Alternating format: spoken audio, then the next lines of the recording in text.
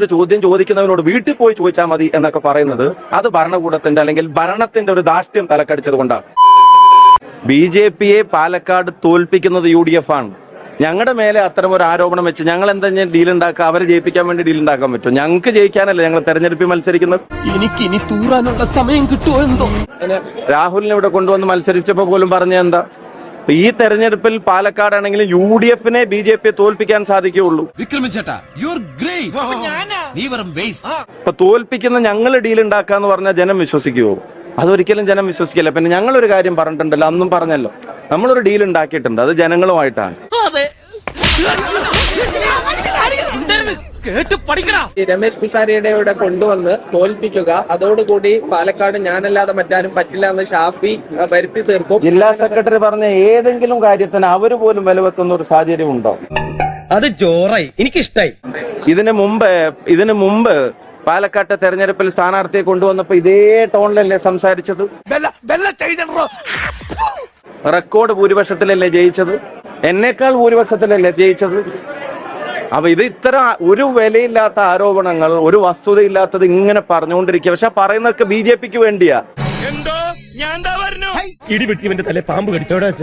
BJP ഈ തെരഞ്ഞെടുപ്പിൽ ജയിക്കില്ല എന്നുള്ളത് അറിയാവുന്നവർ, അടിയുറച്ച് പറയേണ്ടവർ BJP-യെ ജയിപ്പിക്കാൻ വേണ്ടി എന്ന് പറയാം. അപ്പൊ അതിന്റെ അർത്ഥം ഇവർ ജയിക്കുന്നെങ്കിലും അവർക്ക് പറഞ്ഞൂടെ? ഈ വക കൂതറ കളി കളിക്കാൻ നിനക്കല്ലാതെ മറ്റാർക്കും സാധിക്കില്ല. അപ്പൊ ഒരു കാരണവശാലും നടപടി ഇത് ആദ്യമായിട്ട് പറയുന്നതല്ല.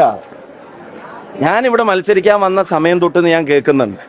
പക്ഷെ ഓരോ തവണ അവർ പറയുമ്പോഴും BJP-യെ തോൽപ്പിക്കുന്നത് ഞങ്ങളാണ്. അവമാനിക്കരുത്, ഞാൻ നല്ലൊരു കുടുംബത്തിൽ പറഞ്ഞവനാണ്.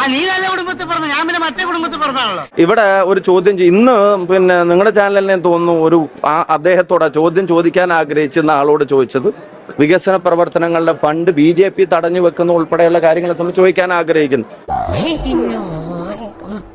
ഞാൻ പറഞ്ഞപ്പോ ഒരു പ്രസംഗത്തിന്റെ ഇടയിൽ ചോദ്യത്തിന് ഉത്തരം പറയാൻ പറ്റിക്കൊള്ളണം എന്നുള്ള നിർബന്ധവും പത്രസമ്മേളനം തന്നെ അദ്ദേഹത്തിന് തോന്നുമ്പോൾ മാത്രമേ നടത്തുള്ളൂ. എവിടെ പോണു?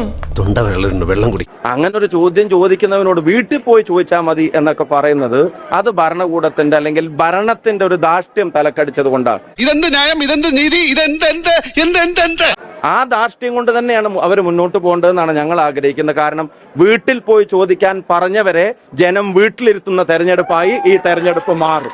വല്ല കാര്യമുണ്ടോ? എന്തിനാണ് ഇങ്ങനെ ഇല്ലാന്ന് നടക്കണേ? സ്വാമിയെ നിന്നെ അങ്ങനെ അങ്ങ് പോയാലോ?